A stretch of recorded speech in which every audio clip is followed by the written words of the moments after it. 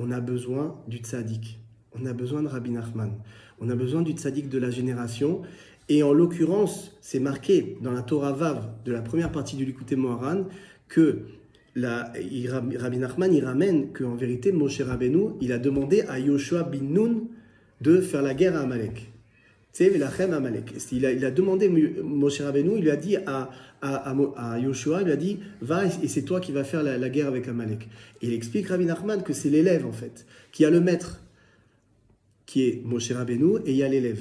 Et l'élève, c'est un élève qui est un élève fidèle, qui ne bouge pas de la tente Lo Yamish Mitoch Hael. Yoshua Nahar Lo Yamish Mitoch Hael. Yoshua bin Nun, il bougeait pas de la tente de Moshe Rabbeinu, c'est-à-dire qu'il était complètement annulé à son maître, et c'était lui-même le reflet complet de son maître. Et cet élève-là, il a été désigné par le maître. Il a eu ce qu'on appelle en hébreu une smicha.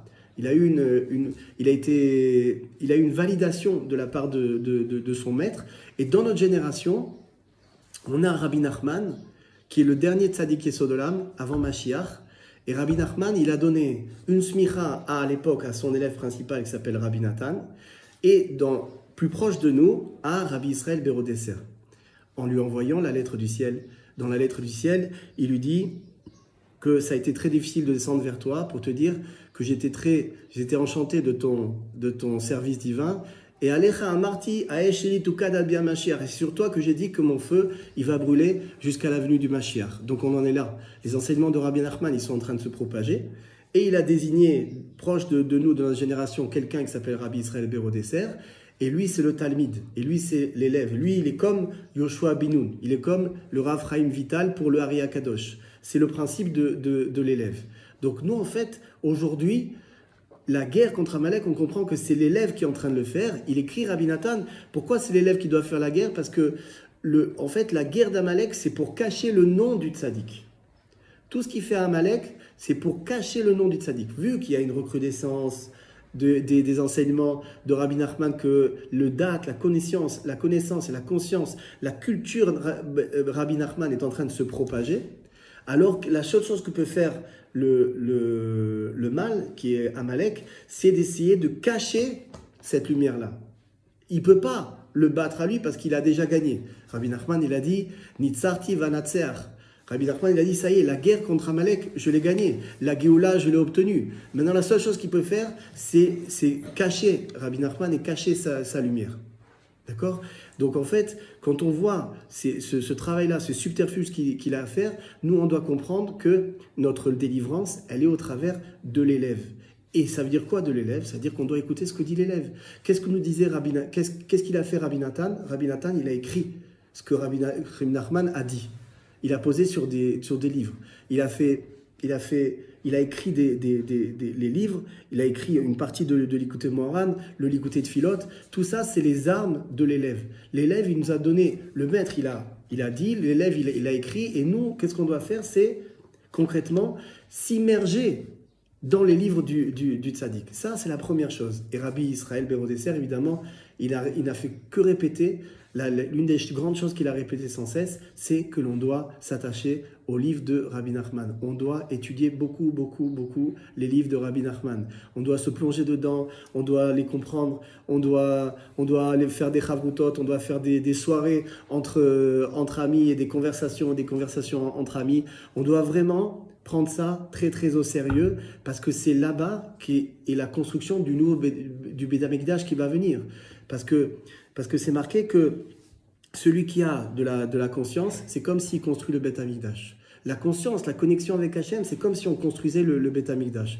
Donc le Beit HaMikdash, il va bientôt venir physiquement, mais il est en train de se construire. Il est en train de se construire comment?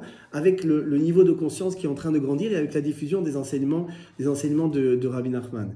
Rabbi Israël, il nous a répété aussi que c'était très important de dire et de chanter Na'anach Nachman Nachman Uman. C'est écrit, on dit Rabbi Israël, il a commenté, mais c'est écrit sur le pétexte, c'est-à-dire cette lettre que nous a envoyée Rabbi Nachman. Sur cette lettre, il y a marqué qu'on doit dire et chanter avec Emouna Na'anach Nachman Nachman Uman. C'est quoi Na'anach Nachman Nachman Uman? C'est le nom du tzaddik. C'est-à-dire que l'arme contre le fait que Amalek qui veut cacher le nom du tzaddik, notre arme à nous, c'est de dire le nom du tzaddik, pour le révéler. C'est-à-dire qu'à notre niveau, vu qu'on est évidemment dans une génération où on n'a plus tellement de force, c'est pas comme avant. Alors il y a une merveille, une chose merveilleuse qui nous est arrivée après le Tikkun HaKlali, qui est déjà d'une puissance extraordinaire, est arrivé Na'anach Nachman Nachman Uman, qui est d'une puissance encore plus grande, puisque la technologie elle avance même chez les tzadikim, le tzadik il avance toujours là où il se trouve. Et donc si on avait aujourd'hui une arme qui arrivait maintenant, alors évidemment, c'est une arme d'une très grande puissance. Rabbi Israël a dit que quand on dit Na'anach Nachman Nachman Uman, ça change tout le mal en bien. Et en ce moment, on en a beaucoup besoin. On a beaucoup besoin en ce moment de s'immerger dans les livres de Rabbi Nachman, de chanter à tue-tête Na'anach Nachman Nachman Uman. On a beaucoup besoin en ce moment de se détourner, de faire ce travail, de se détourner. C'est marqué Sourmera, détourne-toi du mal. Ne regarde pas le mal et occupe-toi du bien. Et c'est comme ça que Bezrat Hashem, très Bekarov, on va sentir une Géoula qui va arriver. Il y a beaucoup de gens qui peuvent témoigner sur eux-mêmes que la Géoula, déjà ils sont en train de la vivre. D'ailleurs, Rabbi Nathan à l'époque, il avait dit, mon Mashiach à moi, il est déjà arrivé. Il avait dit. Et il y a aussi beaucoup de gens aujourd'hui qui goûtent à la lumière de Rabbi Nachman, qui vont au Mana Rosh Hashanah, qui font Hitbodedut tous les jours, qui se lèvent à Chatzot, qui font tous ces conseils-là que nous donne Rabbi Nachman. Et évidemment, ils sentent déjà qu'il y a une Géoula. Et c'est quoi la Géoula? La Géoula, c'est que chacun va témoigner à l'autre qu'il y a une Géoula possible. Comment croire en la Géoula si on ne nous fait pas goûter un petit peu? Le Shabbat, c'est quoi? Le Shabbat, c'est un moment où on nous fait goûter à ce que va être Olam Haba. C'est pour ça qu'on a la force dans la semaine. Alors Rabbi Nachman, avec ses conseils et ses enseignements, il nous fait goûter de façon individuelle à la Géoula. Et c'est comme ça qu'on a un enthousiasme, un sourire, une simcha, qui fait que quand les gens ils s'approchent de nous, eh bien on leur communique ça. Et c'est par effet de ricochet comme ça, par effet de domino, que doucement, la Géoula, elle est en marche et que véritablement, même si on ne le voit pas encore, on peut dire que Mashiach est là.